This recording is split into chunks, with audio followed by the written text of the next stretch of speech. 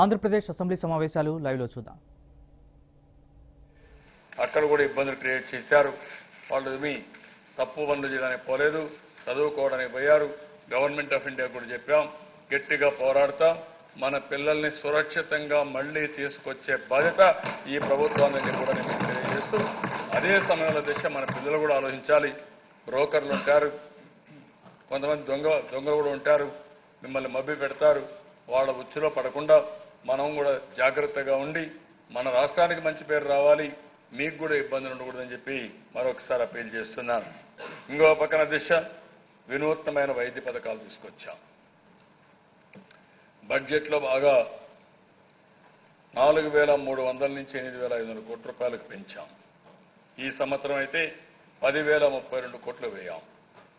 ఇంకో పక్కన ఎన్టీఆర్ వైద్య సేవ 2,50,000 ఉంటే అది చాలదనుకుంటే అందరికి కూడా 5 లక్షల వరకు వైద్య సేవలు ఇవ్వడానికి ఏప్రిల్ 1 నుంచి ఈ కార్యక్రమానికి కూడా శ్రీకారం చుడుతున్నాం. ఇంకొక పక్కన సీఎం రిలీఫ్ నుంచి అయితే ఒక్కొక్కసారి 15 లక్షలు 16 లక్షలు కూడా ఇచ్చి ఎవరైనా పేదవాడు ఉండి ఆరోగ్యాన్ని కాపాడుకోవాలంటే డబ్బుల వల్ల ఇబ్బంది పడకుండా పూర్తిగా కాపాడే బాధ్యత ఈ ప్రభుత్వం తీసుకున్నాం. అనేక సేవల్ని 1-2 కాదు, ఎన్టీఆర్ బేబీ కిట్లు కానీ, ఇంకో పక్క తల్లి బిడ్డ ఎక్స్ప్రెస్ కానీ, ఇలాంటి వినూత్నమైన పథకాలు తీసుకొచ్చాం. ముఖ్యమంత్రి ఆరోగ్య కేంద్రాలు పెట్టాం, చంద్రన్న సంచార చికిత్స పెట్టాం, డయాలసిస్ సెంటర్లు పెట్టాం. కిడ్నీ వ్యాధిగ్రస్తులకైతే ఫ్రీగా డయాలసిస్ చేయడమే కాకుండా 2,500 రూపాయల నుంచి 3,500 రూపాయలు ఎవరైతే కిడ్నీ పేషెంట్లకు పింఛన్ ఇచ్చే పరిస్థితికి వచ్చాం. ఇంకో పక్క ఎన్టీఆర్ వైద్య పరీక్షల ద్వారా 1,58,00,000 మందికి ప్రయోజనం చేకూర్చాం. మెడ్టెక్ పార్కు ఇప్పుడే చెప్పాం, జోన్ చెప్పాం. దీనికైతే ఇప్పటికే 10 జాతీయ అవార్డులు, 4 అంతర్జాతీయ అవార్డులు వచ్చే పరిస్థితి వచ్చింది. ఇంకొక పక్కన ఒకప్పుడు తలసరి వైద్య పరీక్షల ఖర్చు 5,770 ఉంటే దాన్ని 575 రూపాయలు తగ్గించామంటే 90% తగ్గించి పేదవాళ్లకు అండగా ఈరోజు మనం ముందుకు పోయే పరిస్థితి వచ్చామని చెప్పి కూడా నేను మీకు తెలియజేస్తున్నాను. ఈరోజు రాష్ట్రంలో మీరు ఒకసారి చూస్తే 1,87,000 మందికి బాలికలకు సైకిళ్లు ఇచ్చాం. ఈరోజు ఈ సంవత్సరం మళ్లీ 3,18,142 మందికి బాలికలకు సైకిళ్లు ఇచ్చి విద్యకు చదువుకు పొమ్మని ప్రోత్సహిస్తున్నాం. విదేశ విద్య కోసం 10 లక్షల నుంచి 15 లక్షల రూపాయలు ఎక్కడ ఎవరు ఇవ్వలేదు. ఎంతైనా పర్వాలేదు, ఎన్ని వందల కోట్లైనా పర్వాలేదు, మెరిట్ ఉండే అభ్యర్థి చదువుకోవాలనే కళ నిజం చేయాలనే ఉద్దేశంతో ఈ కార్యక్రమానికి శ్రీకారం చుట్టాం. ఇంకో పక్కన ఈరోజు మీరు చూస్తే పెద్ద ఎత్తున ఉద్యోగస్తులు కూడా ఆదుకున్నాం. ఎప్పుడు కూడా 42% పీఆర్సీ ఫిట్మెంట్ ఇచ్చాం. ఇంకో పక్క 60 సంవత్సరాలు వయసు పెంచాం. ఇంకో పక్కన మీరు చూస్తే 70 సంవత్సరాలు వయసు దాటిన వాళ్ళకు 10% వేతనాన్ని పెంచాం, అదనంగా ఇచ్చాం. పోలీస్ కానిస్టేబుల్ అందరికీ ప్రమోషన్లు జీవితంలో ఒక్కసారి 2 సార్లు రావాలనే ఉద్దేశంతో వాళ్ళకి ఇచ్చాం. నగదు రహిత వైద్య చికిత్స ఇచ్చాం. హెల్త్ కార్డులు జారీ చేశాం. కాంట్రాక్ట్ టీచర్లకు కనీసం టైం స్కేల్ ఇవ్వాలని వాళ్ళకు టైం స్కేల్ ఇచ్చే పరిస్థితికి వచ్చాం. వీఆర్ఓలకు జీతాలు పెంచాం. అంగన్వాడీ వర్కర్లకు పెంచాం. ఆశా వర్కర్లకు పెంచాం. వెలుగు సిబ్బంది, హోమ్ గార్డ్స్, గ్రామ సమైక్య యానిమేటర్లు పెంచాం. గోపాల మిత్రులు పెంచాం. నరేగా ఫీల్డ్ అసిస్టెంట్స్ పెంచాం.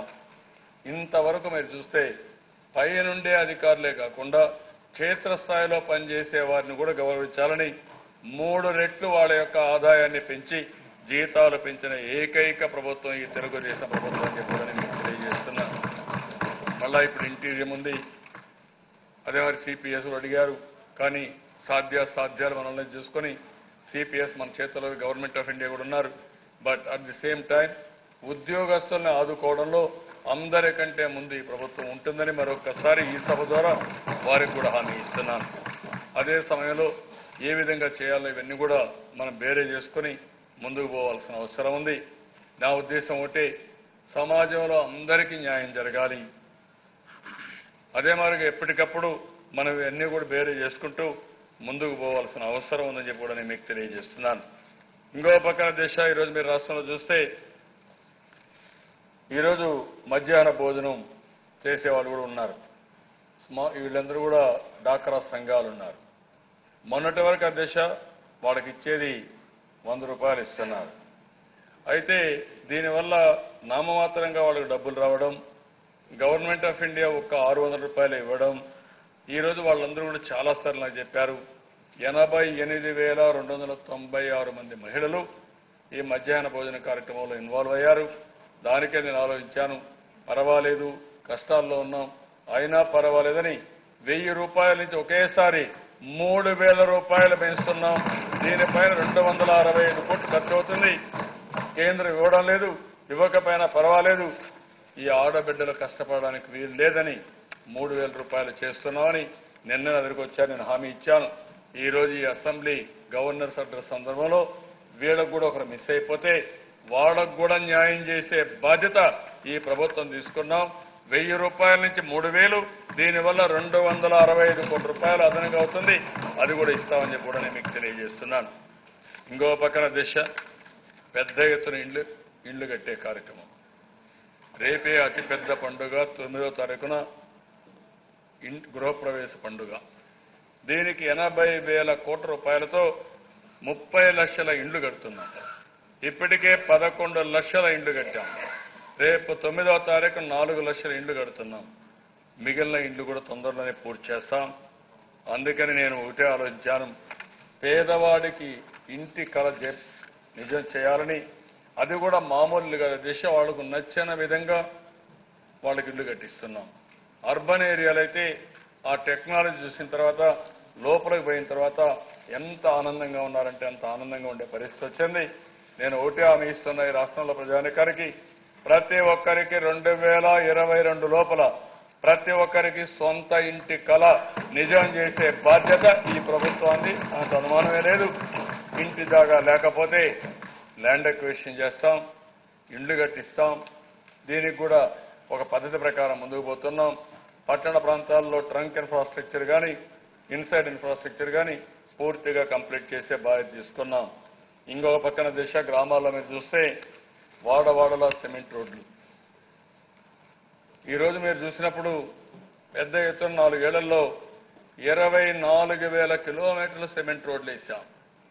ఇంకొక 2 సంవత్సరాల్లో ఇప్పటికి 8,000 కిలోమీటర్లు ఇంకా నడుస్తున్నాయి. ఇవన్నీ కూడా 12,000 కోట్ల రూపాయలు ఖర్చు పెట్టాం. ఇంకొక 2 సంవత్సరాల్లో 100% అన్ని గ్రామాల్లో సిమెంట్ రోడ్లు పూర్తి చేసే బాధ్యత, ఎక్కడ కూడా మట్టిలో బురదలో తిరిగే పని లేకుండా పరిశుభ్రమైన గ్రామాలుగా తయారు చేస్తాం. ఎల్ఈడి బల్బులు, ఒకప్పుడు వీధి దీపాలు ఆరిపోయి ఎంత భయంకరమైన కారు చీకటి. 27,52,000 బల్బులు గ్రామీణ ప్రాంతంలో 1 పైసా ఖర్చు లేకుండా ఎనర్జీ పొదుపు చేసి మొత్తం రీప్లేస్ చేయగలిగాం. ఇది కూడా ఒక చరిత్ర అని చెప్పి కూడా నేను మీకు తెలియజేస్తున్నా. ఈ దేశంలో నెంబర్ 1 మనమే ప్రారంభించాం. ఇది వినూత్నమైన కార్యక్రమం. తర్వాత దేశం అంతా ఫాలో అయ్యారు. కానీ 100% గ్రామీణ ప్రాంతాల్లో పట్టణ ప్రాంతాల్లో ఎల్ఈడి బల్బులు పెట్టిన ఏకైక రాష్ట్రం ఆంధ్రప్రదేశ్ రాష్ట్రం. ఇంకొక పక్కన దిశ ఒకప్పుడు మీరు చూస్తే చాలా ఆత్మ న్యూనత, మరుగుదొడ్లు లేవు. నేను పాదయాత్ర చేసినప్పుడు చూశాను. రోడ్డంతా మరుగుదొడ్లుగా వాడేవారు, చాలా అవమానాలు భరించేవారు. ఈ రోజు ఏమాత్రం కూడా ఇది లేకుండా ఈ రోజు మీరు చూస్తే 100%, ఒకప్పుడు 34% నుంచి 100% మరుగుదొడ్లకు వెళ్ళాం. ఓడిఎఫ్కి వెళ్ళాం. దీనిపైన 4,200 కోట్లు ఖర్చు పెట్టాం. నేను గర్వంగా చెప్పగలుగుతున్నా 5 సంవత్సరాల్లో ఎక్కడ బయట మళ్ళా విసర్జన లేకుండా మరుగుదొడ్లు కట్టి ఓడిఎఫ్ సాధించిన ఏకైక రాష్ట్రం ఆంధ్రప్రదేశ్ రాష్ట్రం. ఆ కల్చర్ కూడా తీసుకొస్తున్నాం. రేపు రాబోయే రోజుల్లో ఎవ్వరు కూడా బయట మళ్ళా విసర్జన చేస్తూ అనారోగ్యానికి కారకులు కాకూడదని దీనికి కూడా మనం ముందుకు పోతున్నాం. ఇంకొక పక్కన చెత్త కూడా ఇంటింటికి పోయి చెత్త కలెక్ట్ చేసే ఇది తీసుకొచ్చాం. ట్రై సైకిల్స్ పెట్టాం. ట్రై సైకిల్స్ పెట్టి ఇంటి దగ్గర చెత్త కానీ పేడ కానీ కలెక్ట్ చేసి మళ్లీ కాంపోస్ట్ యాడ్కు 9,000 కాంపోస్ట్ షెడ్లు కట్టాం. అక్కడ కాంపోస్ట్ ఎరువుగా కన్వర్ట్ చేసి ఒక యాప్ కొడితే నేరుగా మీ పొలానికి పంపించే బాధ్యత ఈ ప్రభుత్వం తీసుకున్నాం. ఈ నెల లోపల అన్ని గ్రామాల్లో ఇంటింటికి పోయి చెత్త కలెక్ట్ చేసి పశువుల పేడ కూడా కలెక్ట్ చేసి ఎరువుగా మార్చి మీ పొలాలకు పంపించే బాధ్యత ఈ ప్రభుత్వం తీసుకున్నాం. ఇంకొక పక్కన దిశ గ్రామ పంచాయతీలు 402 కట్టాం. ఇంకొక పక్కన మీరు చూస్తే ఇంకుడు గుంతలు పెద్ద ఎత్తున చేశాం. ఇంకొక పక్క చెక్ డ్యాములు కట్టాం, ఓట చెరువులు చేశాం, అంగన్వాడీ బిల్డింగ్లు 5,000 పైన 6,000 అంగన్వాడీ సెంటర్లు కట్టాం. గోకులాలు పశువులకు కూడా గోకులాలు కట్టాం. 327 పెద్ద గోకులాలు కట్టి 24,000 మినీ గోకులాల్ని ప్రజలకు శాంక్షన్ చేసే పరిస్థితికి వచ్చాం. ఇవన్నీ కూడా ఎవ్వరూ ఊహించిన విధంగా మనం చేసి మంచినీటి కోసం ఒక కార్పొరేషన్ పెట్టి జలధార ప్రాజెక్టు తీసుకొచ్చాం. 22,000 కోట్ల రూపాయలు ఖర్చు పెట్టి రాబోయే 2 సంవత్సరాల్లో మాక్సిమం 3 సంవత్సరాల్లో ఇప్పటికే చాలా వరకు టెండర్లు పిలిచాం. ఇప్పటికే 16,000 కోట్ల రూపాయల టెండర్లు పిలిచాం. ఇంకొక 6,000 కోట్లు పిలవాలి. ప్రతి ఒక్క ఇంటికి కొళ్ళాయి ద్వారా సురక్షితమైన మంచినీరు ఇచ్చే బాధ్యత ఈ ప్రభుత్వం తీసుకుంటున్నాం. ముమ్మరంగా పనులు జరుగుతున్నాయి. ఇది కూడా పూర్తి చేస్తాం. ఇంకో పక్క ఎన్టీఆర్ సుజల కింద కూడా 1,348 కోట్లు పెట్టి 4,500 గ్రామాల్లో మంచినీరు ఇచ్చే కార్యక్రమానికి కూడా శ్రీకారం చుట్టడం జరిగింది. ఇవి కాకుండా ఇంకో పక్క సజెషన్ అండర్ గ్రౌండ్ డ్రైనేజ్ కూడా శ్రీకారం చుట్టాం. బులెటిన్లో ఇప్పుడు ఒక చిన్న విరామం తీసుకుందాం. చూస్తూనే ఉండండి ఏబిఎన్.